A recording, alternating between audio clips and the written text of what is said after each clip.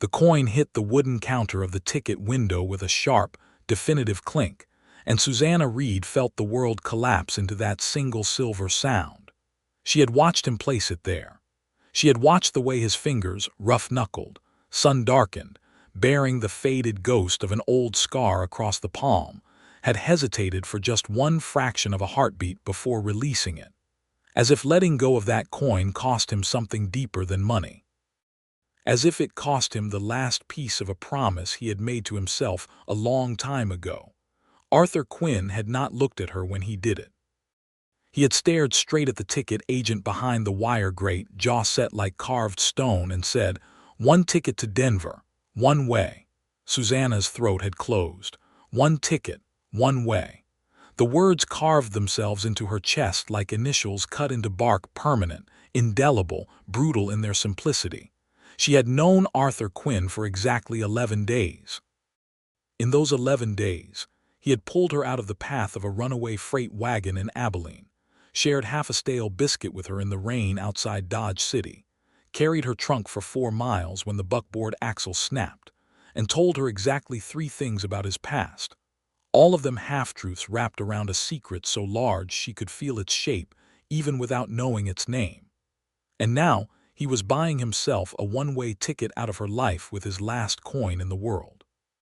The ticket agent took the coin, examined it, and slid it into his drawer. He reached for a single stub of pale paper. Susanna did not think. She did not calculate. She did not weigh outcomes or consider consequences or measure her dignity against the terrible, breathtaking certainty that had been building in her chest since the morning of the second day, when Arthur Quinn had handed her his coat in the cold and pretended not to notice that she was crying. She reached through the window, laid her hand flat over the ticket agent's, and said, "Make that 2." The ticket agent looked at her. Arthur Quinn went very still beside her. The kind of still that meant something was happening inside him that he did not yet have words for. Susanna reached into the small cloth purse she kept pinned inside her skirt and withdrew the last of her own money, exactly enough for a second ticket, not a cent more, and placed it on the counter. "2 tickets to Denver," she said, and her voice did not shake, though every other part of her wanted to. One way. It was only then that Arthur Quinn turned to look at her. And in the rough, guarded, deliberately emptied face of the man standing beside her, Susanna Reed saw something she had not expected to see. She saw terror, not the kind that came from outlaws or ambushes or the dark desert night. The kind that came from someone realizing they were no longer alone in a way they had not prepared for. The kind that came when a wall a man had built stone by stone for years cracked straight down the middle from a single act of human kindness. She picked up both tickets when the agent passed them through the grate. She held one out to Arthur. He took it, slowly, like a man accepting a sentence he wasn't sure he deserved. The train to Denver left in 40 minutes. Susanna did not know what waited for her there, except the vague possibility of work and a fresh start in a city she had never seen. She did not know what waited for Arthur Quinn anywhere at all. But she knew with a bone-deep certainty that whatever dark past was riding behind him like a shadow with spurs, he was not the kind of man who should face it alone. She tucked her ticket into her glove and walked toward the platform bench without looking back. After a moment, after what felt like the longest moment in the history of the Kansas Territory, she heard his boots on the wooden platform behind her. He sat down on the bench, not close, not far. The exact distance of a man who was fighting himself and losing. "You didn't have to do that," he said. "No," Susanna agreed pleasantly, as if they were discussing the weather. "I didn't." He was quiet for a long time after that. That was how it had ended, or rather, how it had truly begun. But to understand it fully, to understand why 2 people with nothing but trouble at their backs and a one-way ticket between them were now sitting on a train platform in Dodge City, Kansas in the September heat of 1878, you had to go back to the beginning. You had to go back to Abilene.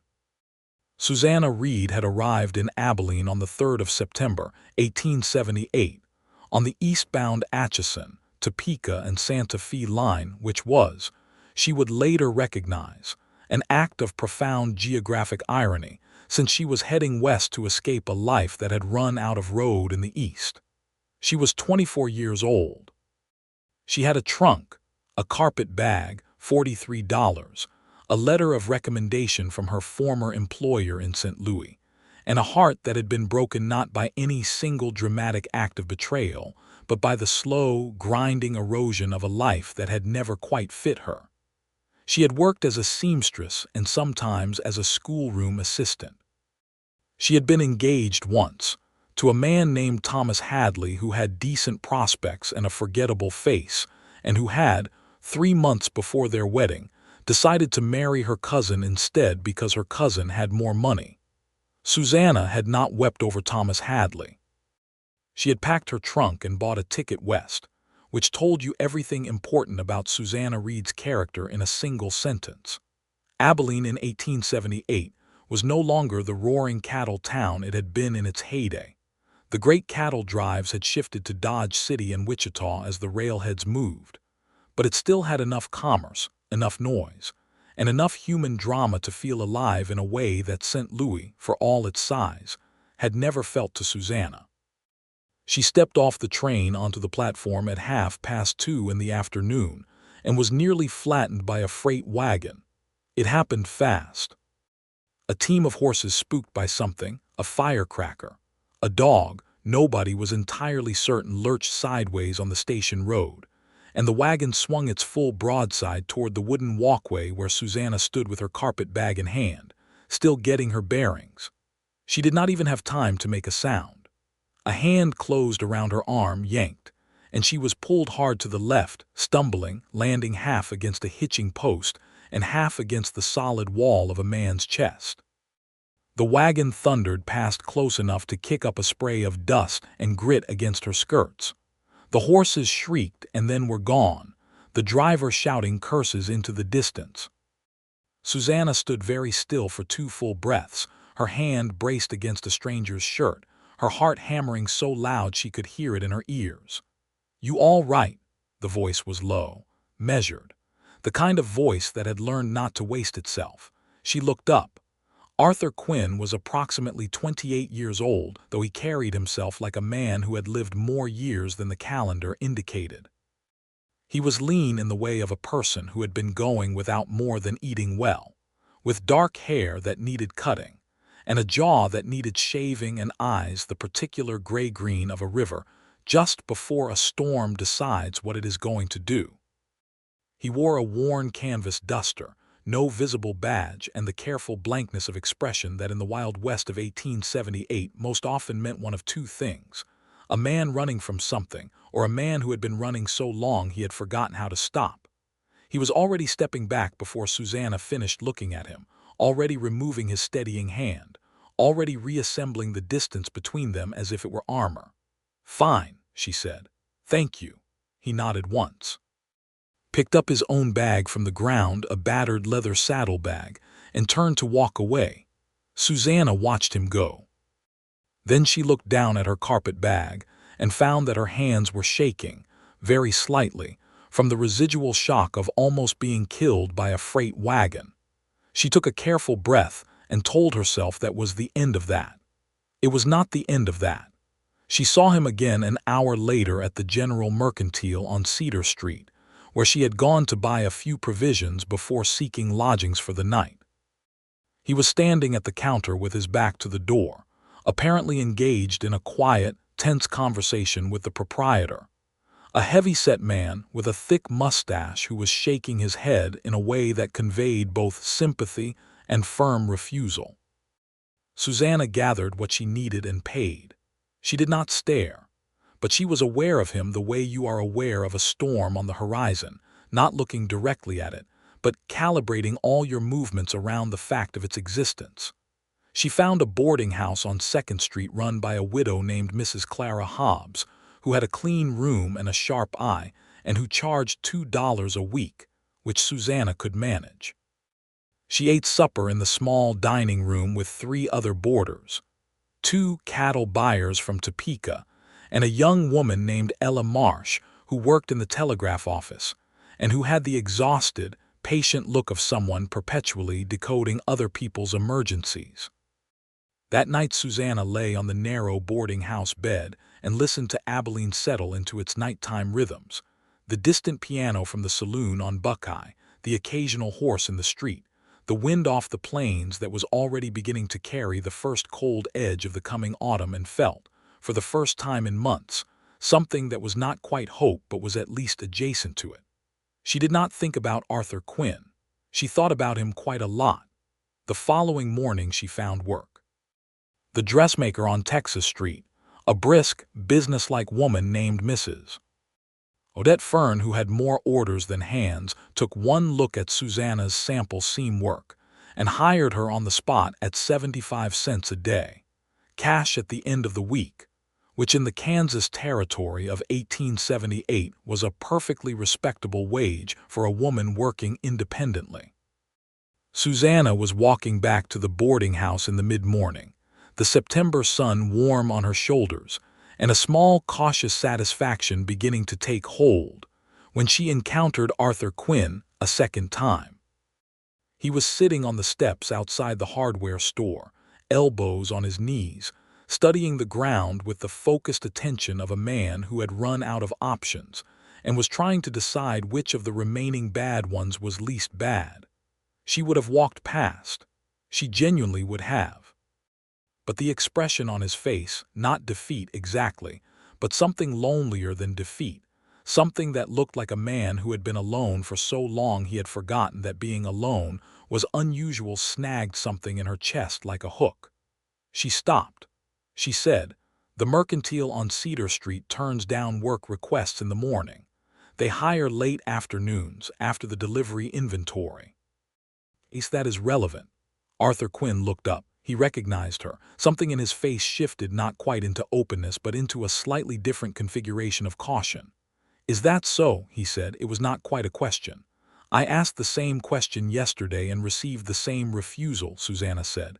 "Then Ella Marsh at the telegraph office told me the timing." She paused. "You're welcome to the information." She walked on. Behind her, after a moment, she heard, "Much obliged." She did not look back, but she was smiling before she reached the end of the block. He found her that evening.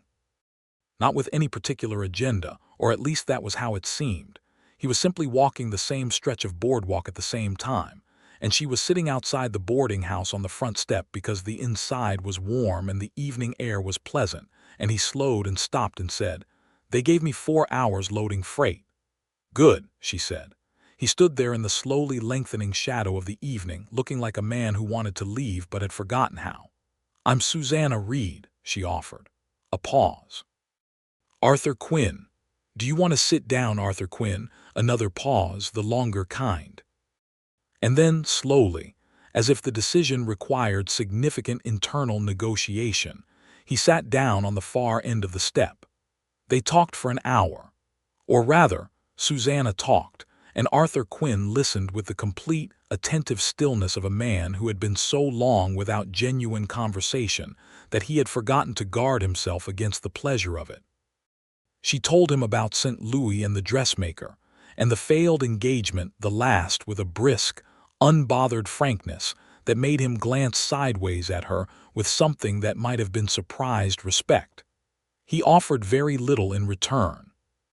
His words were rationed, careful, chosen with the precision of a man who has learned that information can be used against you. But she gathered, piece by piece. He was from Colorado originally. He had been a deputy in a town called Creston for 2 years before something happened that he did not name. He had been moving ever since. He did not say for how long, but the wear on his boots and the age in his eyes suggested it had been a while.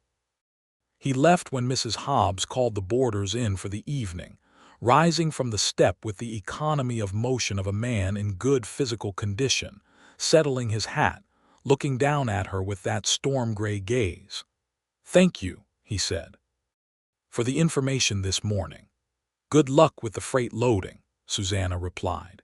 He nodded once and walked away into the dusk. Susanna went inside and sat with Ella Marsh and drank tea and felt warmly, helplessly, catastrophically curious about Arthur Quinn in a way that she recognized as both unreasonable and entirely beyond her control.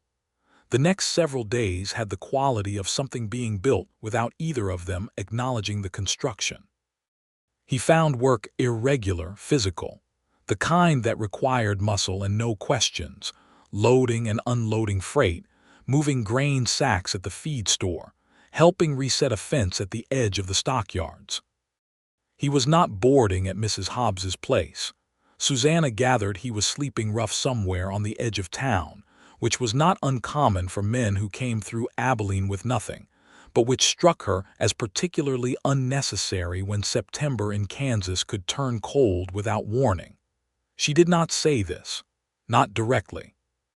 She did, on the fourth day, leave a bundle on the hardware store steps where she had seen him sitting, one of the extra blankets from her trunk that she had not needed, wrapped in brown paper with no note, and walked on without looking back. That evening he found her again on the boarding house step. He did not mention the blanket. But there was something fractionally less defended in his eyes, as if a single stone had been removed from the wall. They talked again, and again the following evening, and the one after that. On the seventh day the rain came, a hard autumn rain that had been threatening since morning, cold and purposeful, the kind of rain the plains sent to remind you that summer's charity was finished. Susanna was caught out in it on her way back from Mrs. Fern's dressmaking shop, the late afternoon light collapsing to gray under the weight of the clouds, the street turning quickly to mud. She had reached the edge of the main street when Arthur fell into step beside her. She had not seen him coming. He was simply there, the way he had a habit of simply being there, materializing like something the landscape produced. He shrugged off his duster without a word and dropped it around her shoulders. "You'll be soaked," she said. "I'm already soaked," he replied, which was true. The rain had already darkened his shirt through to the skin. "Arthur, it's a coat," he said in the tone of a man closing a discussion, not a declaration. She wore the coat. It smelled of wood smoke and leather, and the particular outdoors smell of a man who spent most of his time outside, and it was warm in a way that made her feel, absurdly, that she might cry. She did not cry. She was Susanna Reed, and she did not cry over coats. They took shelter under the awning of the livery stable and watched the rain come down in silver sheets across the empty street, and Arthur produced from his saddlebag, with a slightly sheepish expression that she found devastating in its rarity, half a biscuit he had been saving from the morning. He broke it in two without ceremony and handed her the larger half. She looked at the biscuit. She looked at him. He was staring at the rain with determined neutrality, and his jaw was set with the expression of a man who had done something slightly more than he intended and was now trying to pretend otherwise. Susanna ate her half of the biscuit and watched the rain and felt the careful, impossible, dangerous truth taking shape in her chest. She was falling in love with Arthur Quinn, which was, from any rational angle, an extraordinarily poor idea. She did not know what had driven him from Creston. She did not know what he was running from or toward. She did not know if he had ever planned to stay anywhere or if motion had simply become the only state he knew. She did not know if the darkness she sometimes caught in his eyes when he thought she was not looking was grief or guilt or fear or some combination of all three. She knew that he was careful and quietly kind, and that he listened to her with an attention that made her feel like the only person in a room, even when the room was an open plain. She knew that he had never once been less than decent to her, which in the West of 1878 was not as unremarkable as it should have been. She knew that whatever wall he had built around himself, he was, stone by painful stone, taking it down when she was near. She knew that this was dangerous. The most dangerous thing about Arthur Quinn was not whatever was chasing him. It was the possibility that he might leave. On the 8th day, she found out some of what was chasing him. She was in Mrs. Fern's shop in the afternoon, working on the hem of a riding skirt, when she overheard two men talking in the street outside the open window, a conversation not meant to be overheard, conducted in the low, urgent registers of men trading dangerous information. The name Arthur Quinn came through the window as clearly as a struck bell. Susanna set down her needle. One of the men she could see, a rail-thin man in a black coat with the polished look of someone who dealt in information for a living. The other was out of her sightline. The rail-thin man was saying that Quinn had been seen in Abilene, that the interested parties in Creston had offered a reward of $200 for information on his whereabouts, and that the reason Quinn had left Creston was something the rail-thin man described as that business with Marshall Connolly. The other man said something she couldn't make out. The rail-thin man said, "Connolly's dead, that's the problem. Quinn was the only witness to who killed him, and the man who killed him has friends with long arms and money." A pause. $200 is $200, the rail-thin man said. "Think on it." They moved on down the street. Susanna sat very still with the unfinished riding skirt in her lap and felt the shape of Arthur Quinn's secret settle into sudden, terrible clarity around her. He had not killed anyone. He was not running from justice. He was running from the people who had killed a lawman named Connolly and needed their only witness gone before they were found out.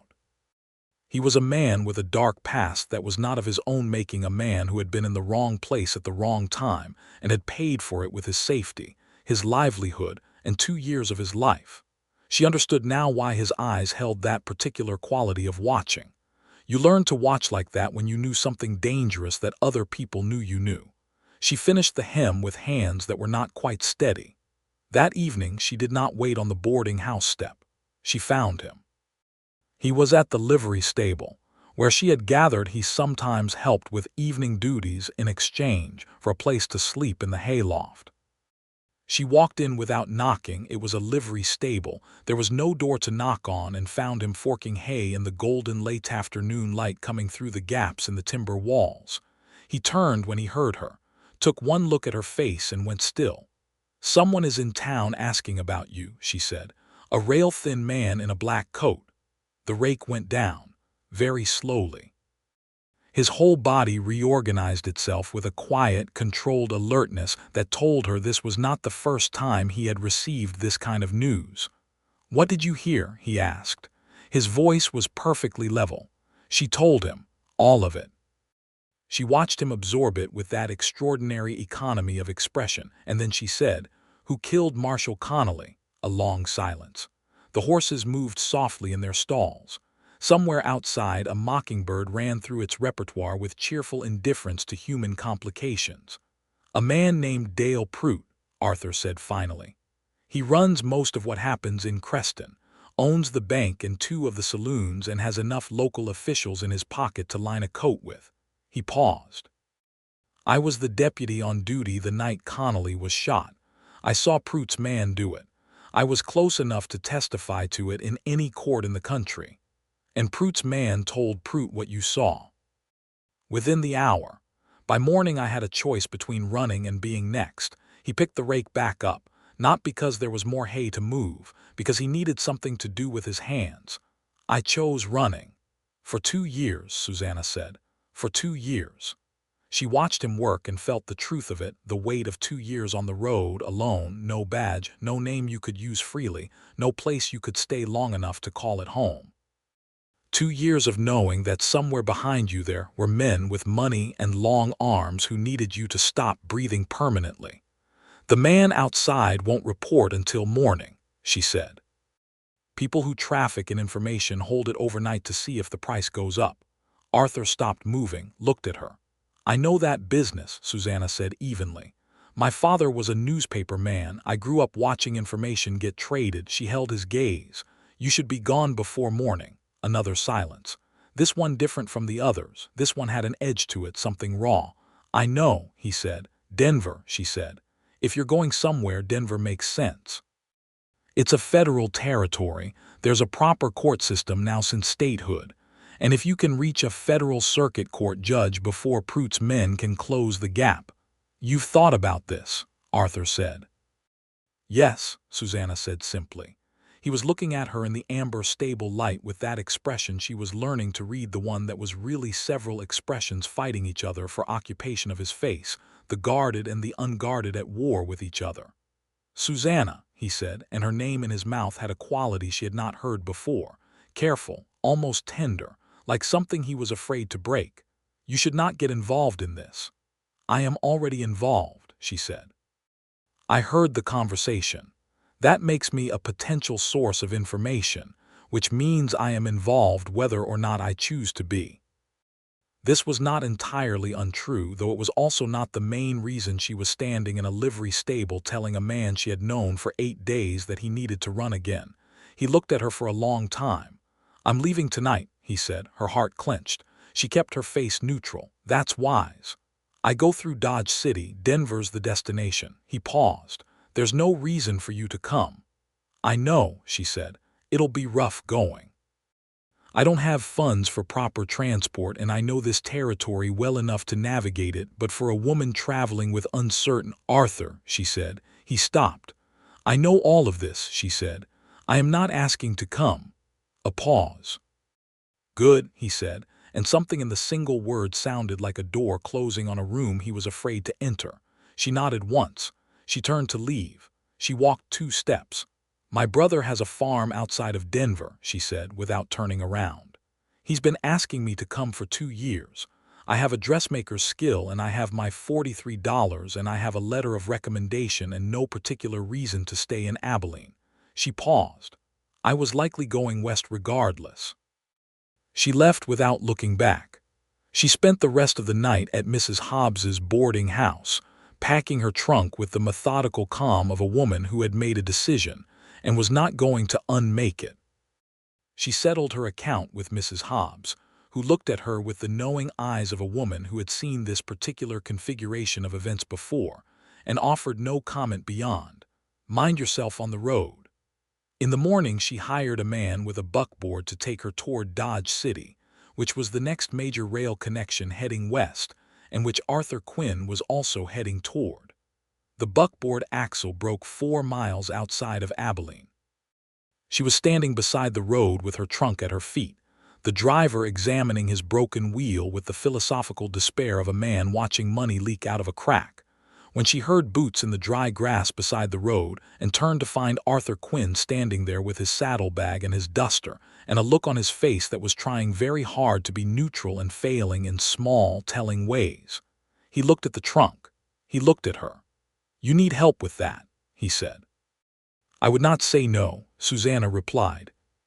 He picked up her trunk and carried it the 4 miles to the next junction where they could catch a ride with a mail wagon going toward Dodge City, and he did not say anything about the fact that she was clearly, obviously, deliberately heading in the same direction he was. He carried her trunk with an expression of extreme determined neutrality.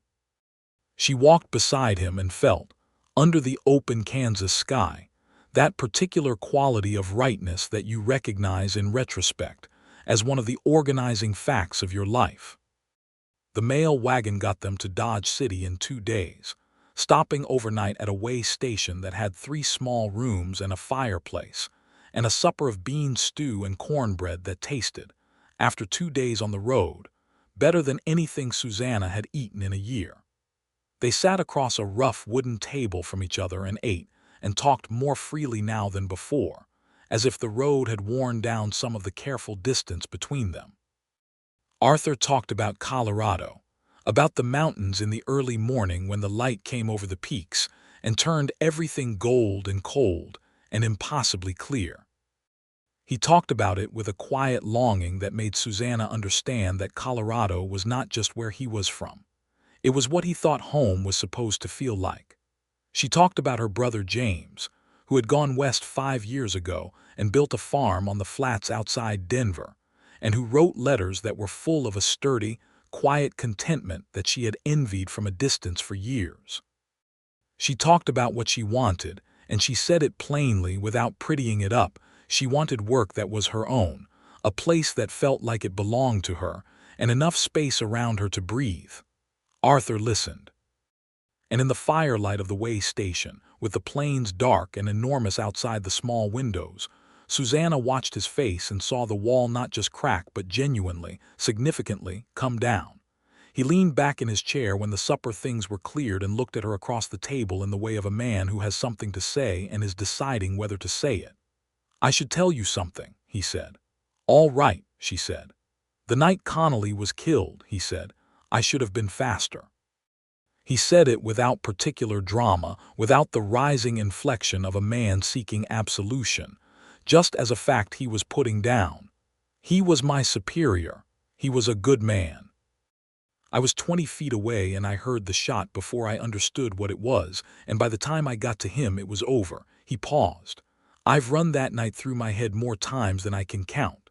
"Were you supposed to be watching him that night?" Susanna asked. "No, he told me to go home. He said it was quiet." Another pause. "I was still there because I'd lost my hat somewhere in the office and I was looking for it." Susanna was quiet for a moment. "Arthur," she said, "you are not responsible for a murder you did not commit and could not have predicted." His jaw tightened. "I'm the sole witness and I've been on the run for 2 years. Doesn't feel like much of a contribution to justice." "You're alive," she said.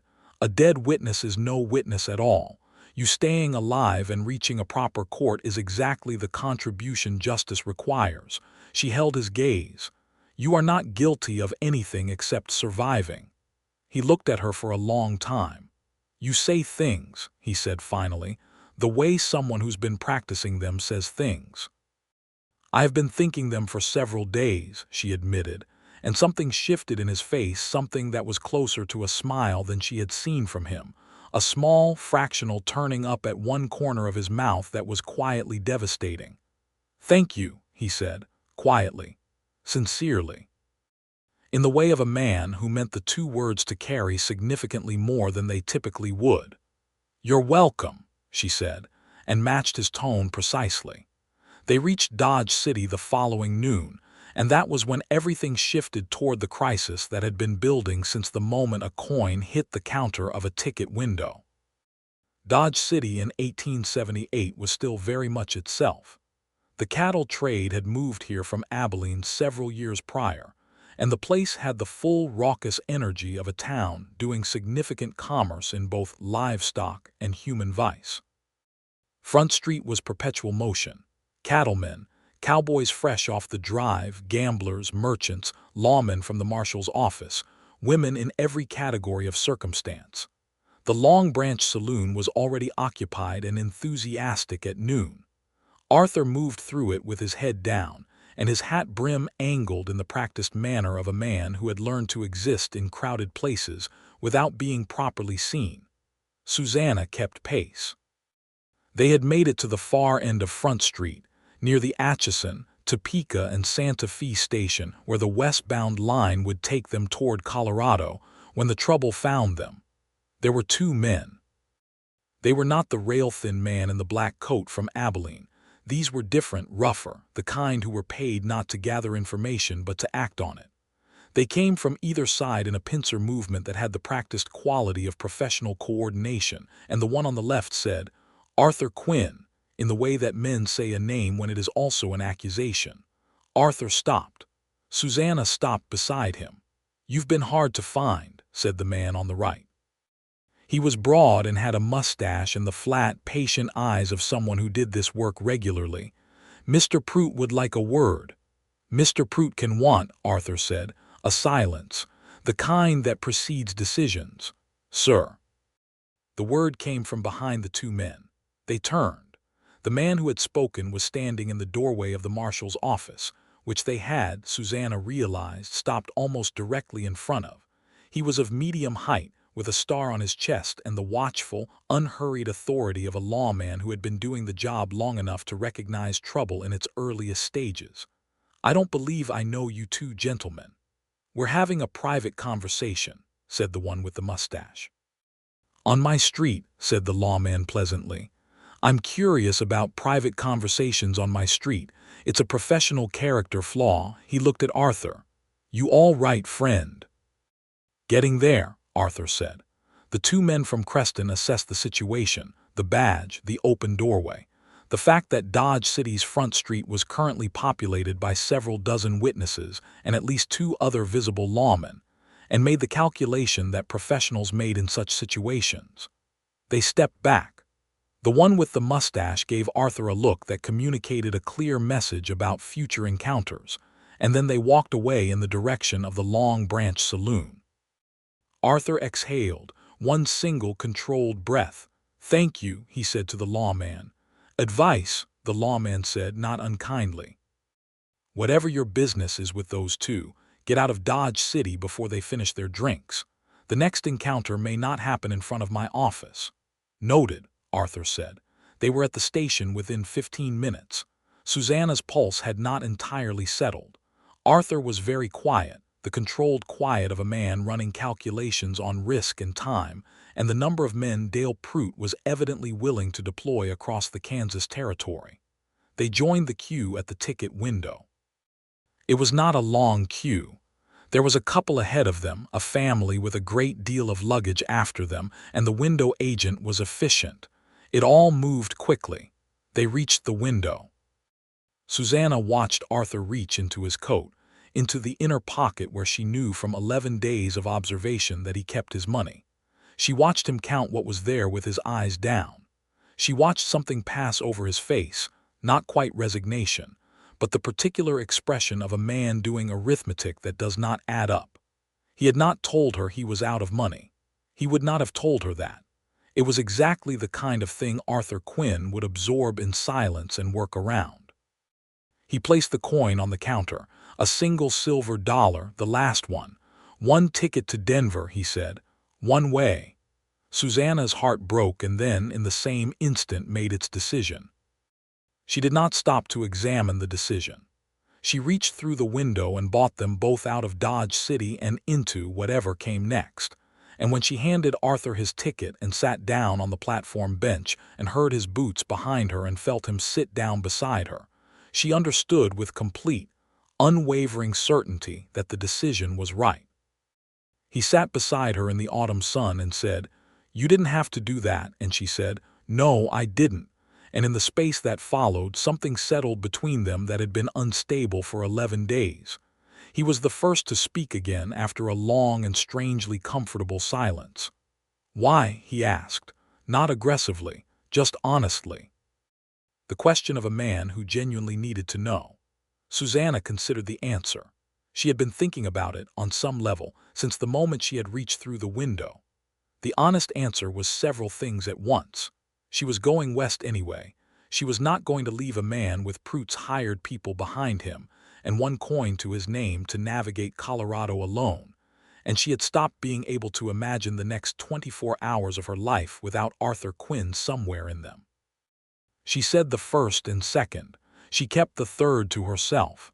He listened and nodded slowly as if making peace with something. "When we get to Denver," he said, "I need to find a federal court. A circuit court judge who doesn't have Pruitt's money in his pocket." He paused. "I've been building toward it for 2 years. If I can testify formally on the record, then Pruitt loses the reason to come after me." "My brother James might know who to approach," Susanna said. "He's been in the territory for 5 years. He knows people." A pause. "Your brother. He's a good man. He will help." Another pause. Arthur's profile, against the flat blue sky of Kansas, had that quality she had noticed on the very first day, something between watchfulness and weariness, the permanent condition of a man who had been on his guard so long that relaxation felt like its own kind of danger. "I don't want to bring trouble to your family," he said. "Then help us end it cleanly," Susanna replied. "That's what going to a federal judge accomplishes." He turned to look at her, fully, directly, the storm-gray eyes with nothing held back from them, or at least significantly less than usual. "You are the most strategically practical woman I have ever encountered," he said. "I was raised by a newspaper man," she reminded him. Something happened in his face. Not the small fractional almost smile from the way station. Something fuller, something real. He smiled at her. It transformed him, took 10 years of road weariness off his face, and left something underneath that was younger and less defended and quite extraordinarily attractive. Susanna felt her own expression answer it before she could moderate her response. "The train comes in an hour," she said, for something to say. "I know," he said, and did not look away. The train to Denver was the Denver and Rio Grande line, and it left Dodge City at 4:30, heading southwest and then northwest through the long rolling country of the high plains and into the foothills of Colorado. The journey would take the better part of 2 days with the stops. They found seats in the same passenger car, wooden benches, reasonable lighting, the rhythmic clatter of the wheels on the track that in the American West of 1878 was the sound of the future arriving. Susanna had her carpet bag in the overhead rack and her trunk in the baggage car, and her last money in her glove, and a beating heart that she was doing her level best to conduct herself sensibly despite. Arthur sat across from her with his saddlebag at his feet, and his eyes moving periodically to the car door in the way of a man who was trying to allow himself to relax without fully committing to it. An hour out of Dodge City, he slept. Not deeply. It was the light, perimeter-aware sleep of a man whose instincts were never entirely off, but genuinely, his head against the window and the tension in his shoulders releasing by degrees in the steady rhythm of the train. Susanna watched the planes move past and let herself feel, privately, the full measure of what had accumulated over 11 days. It was a complicated feeling. It was hope and fear and tenderness, and the particular loneliness of caring about a person who had not yet said that they cared back. It was the knowledge that between here and Denver there were still Prout's men, and the uncertainty of the federal court, and the fundamental question of what Arthur Quinn intended to do with his life once the threat against it was properly addressed. She was not going to say anything. She was not the kind of woman who said things before they were ready to be said. But she was watching him sleep in the golden late afternoon light of a westbound train, and quietly, absolutely, making up her mind. She was in love with Arthur Quinn.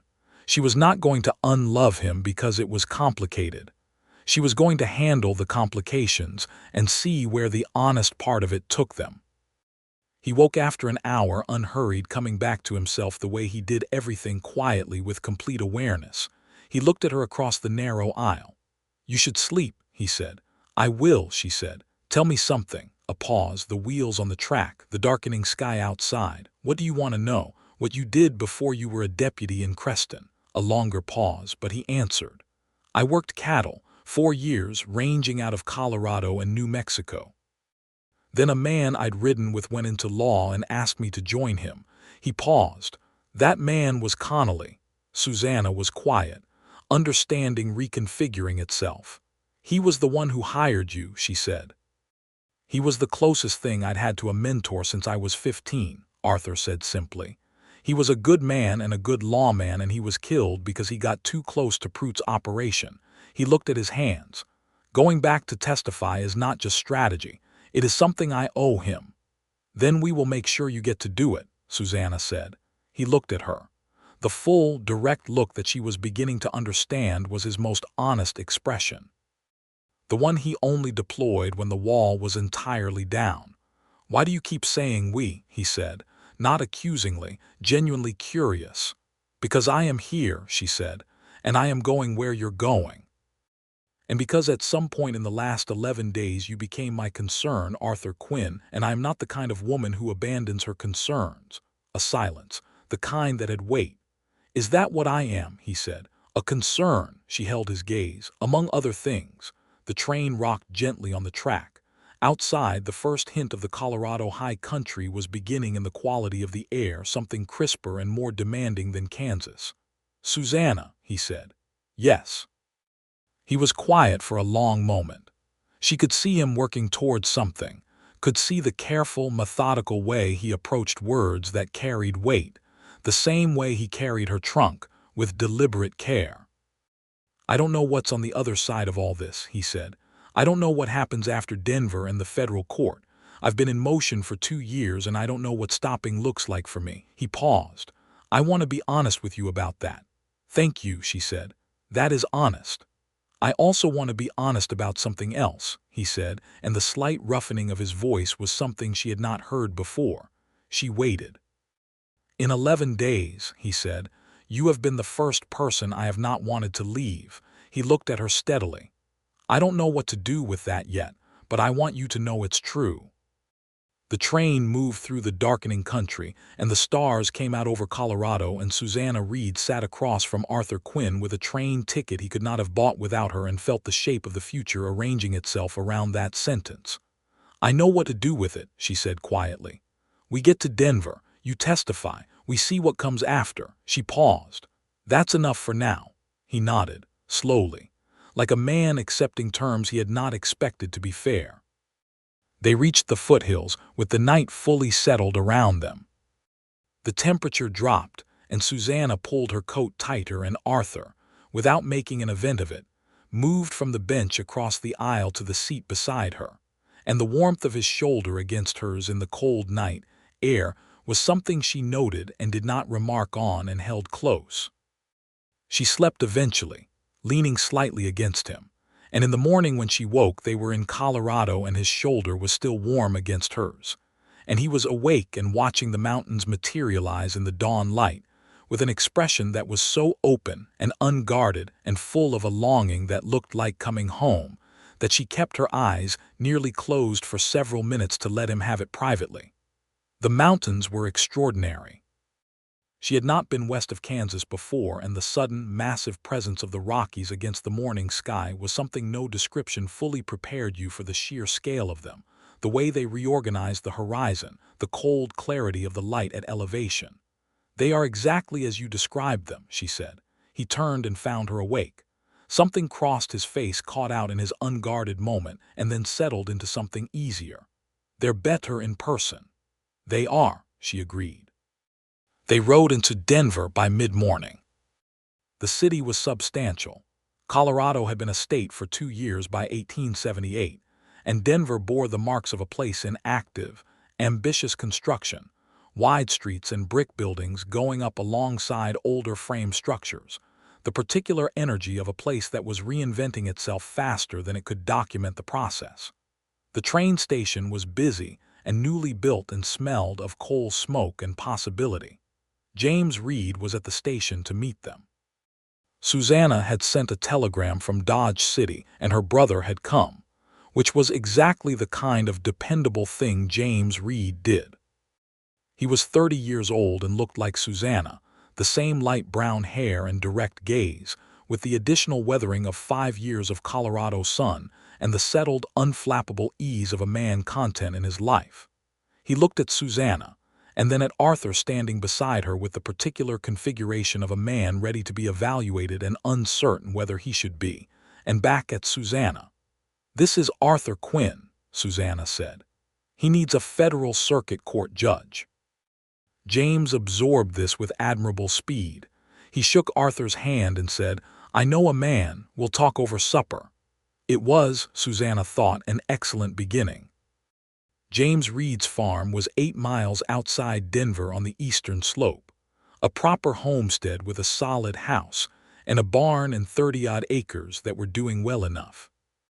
His wife, Clara, was a stout, warm-voiced woman from Ohio who had the gift of making people feel at home within approximately 4 minutes of entering her kitchen, and their 2 children, Thomas, age 4, and infant Mary, still in the basket phase, provided the specific kind of chaotic domestic warmth that made a farmhouse feel inhabited in the deepest sense. Supper was roasted chicken and potatoes and cornbread and apple preserves, and over supper James told them what he knew. The Federal Circuit Court for Colorado Territory held sessions in Denver every quarter. The current circuit judge was a man named Richard Hale, whose reputation was for absolute incorruptibility and a thorough personal detestation of political corruption in any form. He was, in James's assessment, exactly the right man for the situation, not someone Prout could buy, and not someone who would mishandle a sensitive case involving a 2-year-old murder and a witness who had been in hiding. "The trick," James said, "is getting you in front of Hale before Prout's men can interfere. Hale's next session is in 9 days. Can you stay low for 9 days?" "I can try," Arthur said. "He'll stay here," Susanna said. James looked at her. She held his look steadily. He nodded once. "Right, he'll stay here." Arthur looked at Susanna with that expression, the one where several things were happening in his face simultaneously, and said nothing, but the nothing was very loud. The 9 days that followed were unlike anything Susanna had expected. She worked with Clara in the mornings, helping with the household and with little Thomas, who took an immediate and slightly overwhelming liking to her. She helped James with correspondence in the afternoons, drafting letters to Denver that would reach the right ears about Arthur's situation. She was, in all visible respects, a woman settling productively into a new place. And in the evenings, after supper when the children were put to bed and James and Clara made their tactful early good nights, she sat on the porch steps with Arthur Quinn and watched the Colorado darkness settle over the mountains, and they talked the way two people talk when they have run out of careful distance and are simply, honestly, being known to each other. He talked about Creston in ways he had not before, about what the town had been before Pruitt's money had corrupted it, about the ordinary good people who lived there, and who deserved justice in the form of a proper accounting.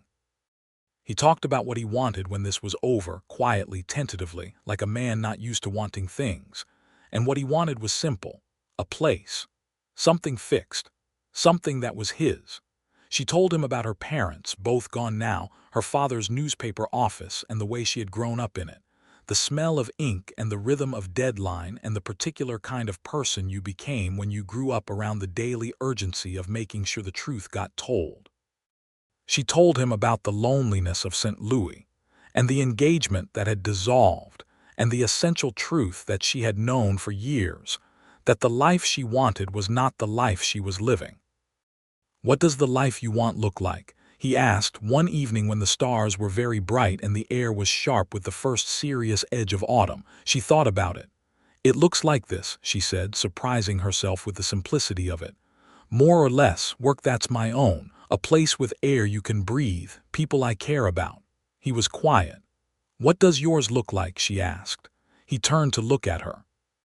He had been fighting something for 9 days. She knew. She could see it in the way he moved around her, the precise, deliberate way he maintained the last thin layer of distance between them, as if he were protecting something by not crossing it. She understood what he was protecting. It was her and also himself and also the fragile, careful thing that had been building between them since Abilene. "It looks like this too," he said, simply, without drama. She looked back at him. The last thin layer of distance dissolved. He kissed her with the careful, complete attention of a man who understood the weight of what he was doing, not impulsively, not hungrily, but with a deliberateness that contained everything he hadn't been saying for 11 days and 9 more. She kissed him back with equal honesty, and when they separated they were both very still for a moment, as if the world had just rearranged itself around a new center point and needed a moment to settle. "I should have done that in Kansas," he said. "You weren't ready in Kansas," she said. "No," he agreed. "I wasn't." He took her hand. She let him. They sat on the porch steps in the Colorado dark with the mountains invisible in the black distance and their hands interlaced in a knot that felt permanent, and Susanna Reed felt, with a warmth that went all the way through her, that she had found it.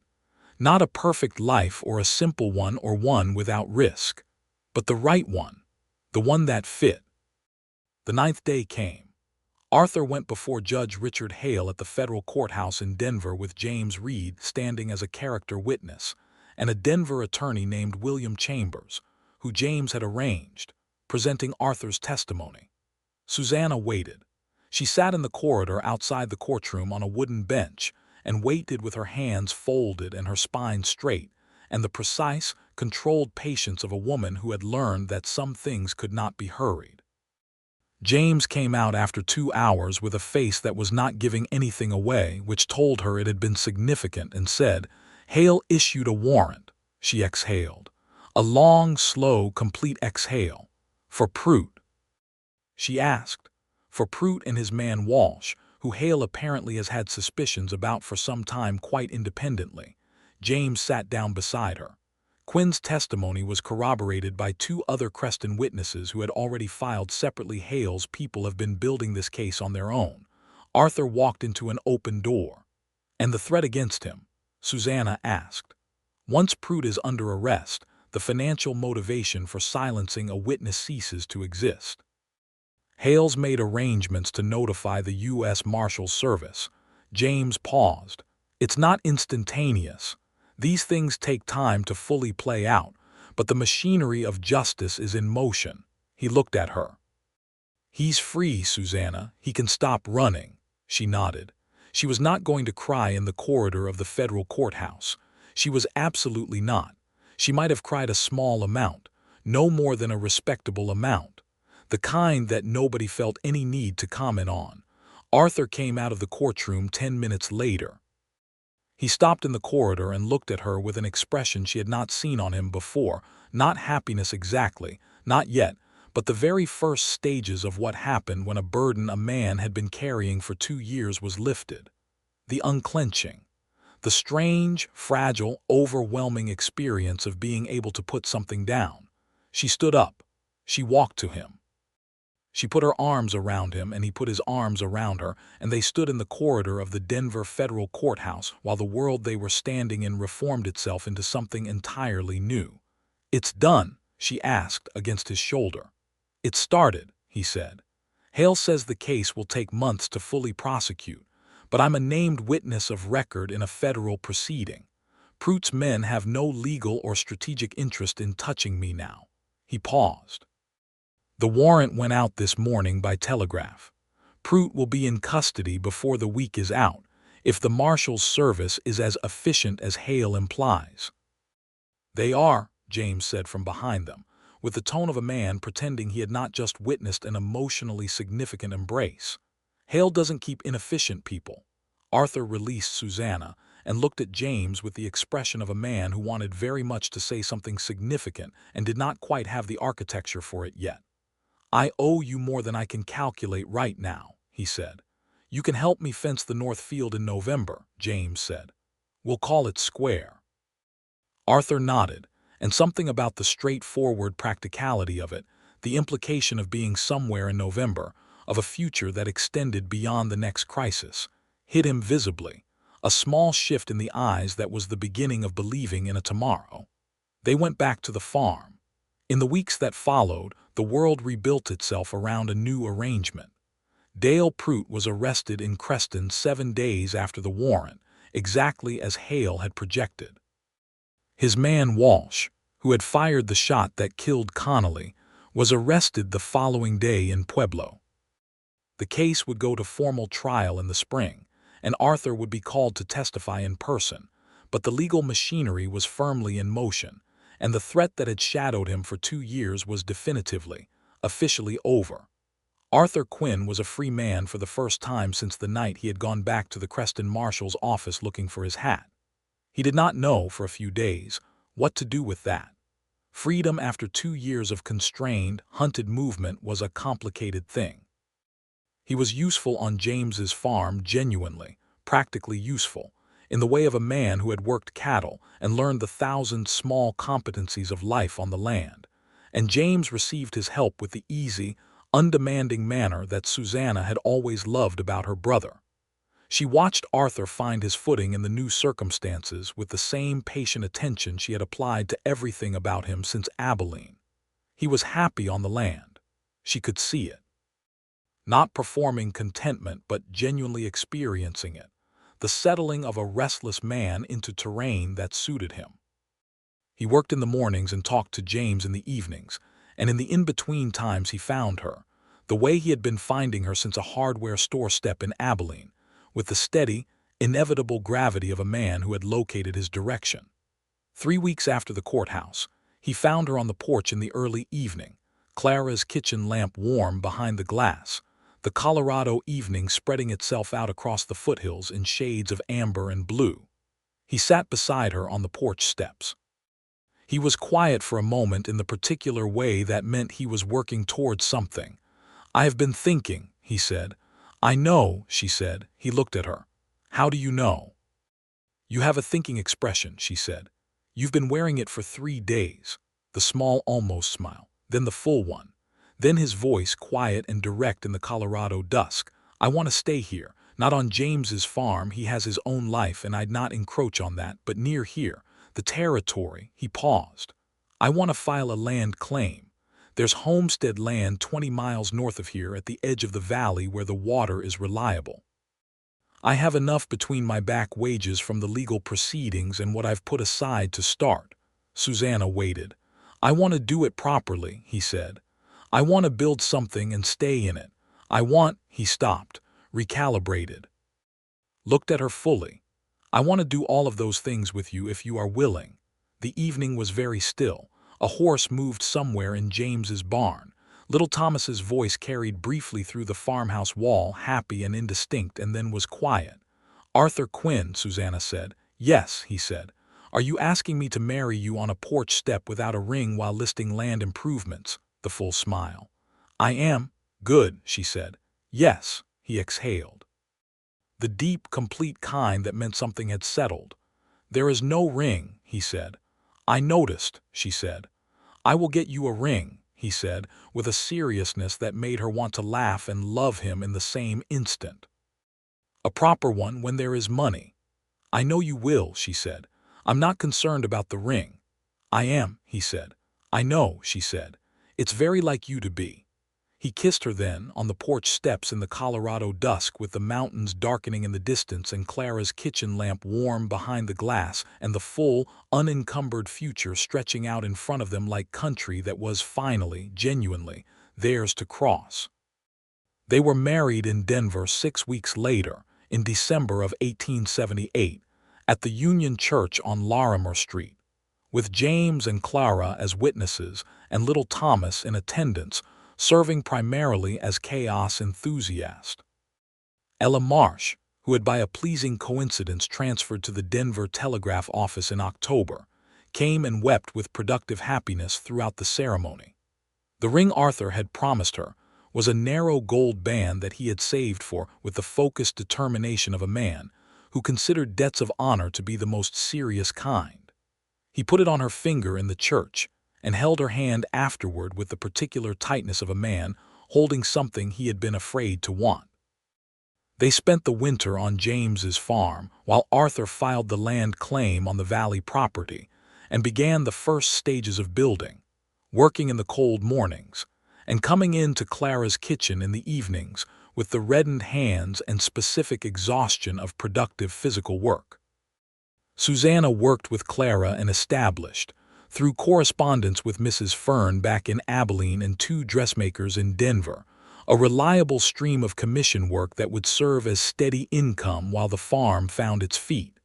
By spring, they had a house, not a large house. A solid 1-2 rooms initially, with the bones of expansion built in, the roof properly sealed against the Colorado winters, a stone fireplace that drew cleanly, windows on the south and east side to catch the light. Arthur had built it with James's help and the assistance of 2 neighboring homesteaders who received help in return, and it sat in the valley 20 miles north of Denver with a view of the mountains to the west that on clear days made Susanna stop whatever she was doing and simply look. She planted a kitchen garden in the spring. She established her dressmaking work out of the front room. Arthur ran the land and began, with the careful patience of a man building for the long term, the first stages of a cattle operation that would grow over years into something real and self-sustaining. In June, Dale Pruitt's trial took place in Denver. Arthur testified in front of the full court with the straightforward, complete honesty of a man who had been carrying the weight of this testimony for more than 2 years and was finally able to put it down in the right place. The verdict was guilty. Pruitt received 12 years for the murder of Marshall Connolly, to be served at the Colorado State Penitentiary. Walsh, who had fired the shot, received a life sentence. Arthur came home from the courthouse and stood in the kitchen doorway of the little house in the valley and looked at Susanna with an expression she had never seen on him before. Not relief, though relief was part of it. Not happiness, though that was there too. It was something deeper and harder to name. The look of a man who had finally, fully come to rest. "It's done," he said. "Yes," she said. He crossed the kitchen in 3 steps and held her with both arms around her and his face against her hair. and she held him back with the full strength of everything she had. The love that had been growing since a hardware store step in Abilene, the certainty she had felt at a ticket window in Dodge City, the long, winding, risk-weighted road that had brought them here to a kitchen in a valley in Colorado with the mountains outside the window, and the future as open and clear as the high country sky. "Connolly is accounted for," she said quietly. "Yes," he said, "he is." They stayed like that for a while. The kitchen around them was warm with the June morning, and the garden outside the window was doing well, and somewhere in the valley, one of their 2 horses was moving through the field. Their son was born the following February. They named him William, after Arthur's father, who had been a rancher in Colorado before his death when Arthur was 16, and he arrived in the way of first children, with a tremendous amount of urgency and noise, and the particular disorganizing joy of a thing that changes everything you thought you knew about the shape of your life. William James Quinn, the middle name for the uncle who had helped make everything possible, arrived in the world with his father's gray-green eyes, and his mother's absolutely uncompromising insistence on being attended to. And the first time Arthur held him, he stood very still in the kitchen of the Valley house with the February cold outside the windows, and a look on his face that was the furthest possible distance from the careful blankness Susanna had first encountered on a train platform in Abilene. He looked like a man who had come home. "Hello," he said to William Quinn, in the low, careful voice of a man who understood the weight of first words. "I've been hoping to meet you." William regarded him with the serious, unfocused attention of the newly arrived, and then made a sound that was ambiguously dismissive, which Arthur received with equanimity. "He has your manner," Susanna said from the bed. "My manner," Arthur said. "Watchful, economical, reserving judgment." Arthur looked at his son and then at his wife, and the warmth in his face was so complete and unguarded that it still, even now, still after a year and more of marriage, could reach into her chest and rearrange things. "How do you feel?" he asked her. "Extraordinary," she said, "and quite tired, mostly extraordinary." He came and sat beside her on the edge of the bed and handed her William, and she took him, and the 3 of them occupied the warm February kitchen, while the snow came down outside, and the mountains were hidden in cloud, and the valley was perfectly, deeply, beautifully quiet. Clara and James came the following day with Thomas, now 5 and deeply interested in the baby as a new category of person, and Ella Marsh came from Denver with a parcel of cloth for Susanna's commission work and an expression of proprietary satisfaction at the whole scene, as if she had personally arranged the entire sequence of events and was pleased with how it had developed.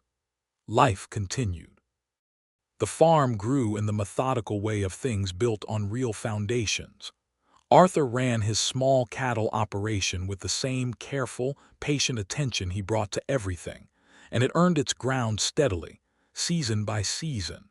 Susanna's dressmaking work expanded to the point where she needed to decide how much of it she wanted, a pleasant problem, the kind that meant things were going right. She made the decision that felt true to her. She took the commissions that interested her and declined the rest, and she used the time she kept to plant and to read and to ride out across the valley in the mornings on her red roan mare with the mountains on one side and the sky on the other, and the absolute, uncomplicated knowledge that this was her life. In the summer of 1880, a second child arrived, Robert, who arrived with significantly more speed and considerably less drama than his brother, and who from his first days in the world had the sunny, unbothered disposition of a person who had decided that existence was fundamentally agreeable and intended to live accordingly. Where William was watchful and interior and showed flashes of a quiet stubbornness that Susanna recognized with both exasperation and deep affection, Robert was outgoing and curious, and developed early the habit of cheerfully involving himself in whatever the nearest adult was doing, regardless of whether his involvement was requested. Arthur navigated fatherhood with the same deliberate attentiveness he had brought to everything since Abilene, not naturally easy in the way of people who are instinctively demonstrative, but genuinely, completely present, the kind of father whose children knew without needing to be told that he was paying attention, that they mattered, that the warmth in his eyes when he looked at them was the real and only thing. He told them about Creston when they were old enough to understand. Not to burden them with it, but because he believed that the truth of a thing, even when the thing was painful, was better than a version of the past that had been cleaned up to protect sensibilities. He told them that he had been a lawman who had seen something he should not have seen, and that he had run for a long time, and that running had eventually brought him to their mother, which was the part that made William furrow his serious little brow and Robert grin in the uncomplicated way he grinned at most things. So running was good? William asked once, at the age of 7, with the philosophical precision that was already his most pronounced characteristic. Running kept me alive long enough to get to the right place, Arthur said carefully. The lesson is not that running is good. The lesson is that you do what you must, and you stay honest while you do it, and eventually the road takes you somewhere. William considered this with the gravity it deserved. Where did it take you? He asked. Arthur looked across the kitchen at Susanna, who was at the table with commission work in her hands and was watching the conversation with the particular expression she wore when she was being privately and completely happy. Here, he said. It was the right answer. It was the only answer. It was the truest thing Arthur Quinn had said in a life that had, finally, run out of reasons for anything except truth. Susanna put down her work and looked at her husband across the kitchen table in the afternoon light of a Colorado autumn, with William's serious gray-green eyes on both of them and Robert making industrious noise with a set of wooden blocks in the corner, and felt the full, weighted, luminous reality of the life they had built. 11 days and a coin. 2 tickets on a westbound train. A porch step and a land claim and a house in a valley with mountains to the west.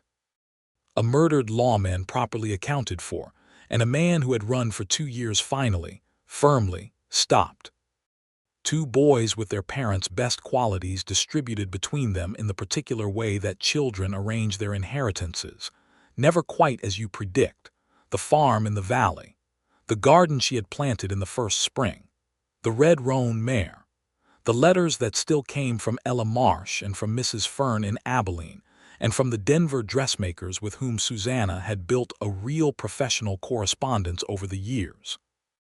And Arthur Quinn, who had been a drifter on a train platform with his last coin in the world and a wall around him, so carefully built that it had taken 11 days of deliberate, patient, loving attention to find the door, and who was now a rancher and a husband and a father and a man who slept without that perimeter watchful edge, whose eyes had shed their permanent warden quality and held instead something open and settled and real. He caught her watching him across the kitchen. The small, fractional almost smile, the one she had first seen at a way station in the rain, had long since given way to the full one, the one that transformed his face and gave back the years the road had taken. He gave it to her across the kitchen in the October light with their sons between them and the mountains outside the window and the valley in the last gold of the season. She gave it back. There had been a moment once on a platform in Dodge City when she had made a decision with her last money and no guarantee of anything except the bone-deep certainty that some things were worth the risk. The coin on the counter. The 2 tickets. The way he had taken his ticket from her hand with the expression of a man accepting a sentence he wasn't sure he deserved and sat down beside her on a bench and said, in the voice of a man who had learned to be honest even when it cost him, "You didn't have to do that." She had spent her last coin on 2 tickets, and the return on that investment had been a life. A full, true, complicated, irreplaceable life. No, she had not had to do it. She would do it again in the space of a heartbeat. She would do it 100 times over. She would do it forever. In the spring of 1882, just as the valley was greening up and the cattle were doing well, and William had started school in the small schoolhouse that the Denver County Authority had established for the Homestead District. Susanna found herself standing at the window of the south-facing room that had originally been her dressmaking workroom, and looking out at Arthur walking back from the barn with Robert perched on his shoulders, and the morning light on the mountains beyond them. She placed her hand against the window glass, which was cool from the night, and felt the third child moving in her with the particular insistent quality of this one, already distinct from the other two, already announcing itself in its own terms. She had not told Arthur yet. She had been saving it for the right moment, which in her experience was a moment that arrived when it arrived and could not be manufactured. Arthur came through the kitchen door with Robert still on his shoulders, the boy laughing at the low-clearance drama of the doorframe, and found her at the window. He read her face. He had always been able to read her face, even when she was not giving much away. It was one of the things she loved most about him, the attention, the fundamental effort of watching her carefully enough to know. He set Robert down. "Go find your brother," he said. Robert went with the obliging momentum of a 5-year-old who operated largely on kinetic energy. Arthur crossed the kitchen and stood beside her at the window, not touching, giving her space to say what was on her face. "Spring," she said. He waited. "Another one," she said. "Late summer, I think." The quiet. Then the warmth in his face, spreading out the way the morning light spread over the valley, unhurried, complete, undeniable. He put his arm around her, and she leaned into him, and they stood at the south window and looked out at the morning, at the mountains, at the green valley and the cattle and the two boys who had already found each other in the yard, and were engaged in some enterprise involving a stick and considerable controversy. "All right," he said, in the voice of a man accepting a gift he had not fully earned and intended to spend a lifetime being grateful for. "All right," she agreed. Outside, William said something in his precise, serious way, and Robert's laugh rang out across the spring morning and went up into the Colorado sky and kept going. The valley held it. The mountains held it. The house held it. The house that Arthur Quinn had built in the first winter with his hands and James Reed's help, and the simple, extraordinary faith that there would be someone in it worth building for. Susanna Reed, Susanna Quinn, now, in name though never in the essential unchanging fact of herself, turned her face up to her husband's in the kitchen window light and let the future be exactly what it was. Open, clear, warm, and entirely, irrevocably, beautifully theirs. The drifter had handed her his last coin at the ticket window, and she had spent it on 2 tickets. And this kitchen, this light, this man, this life on a morning in Colorado in the spring of 1882 with the mountains outside and the sound of children's voices carrying across the valley, was what those 2 tickets had purchased. Every cent well spent. Every mile of the road worth every mile. Every single step.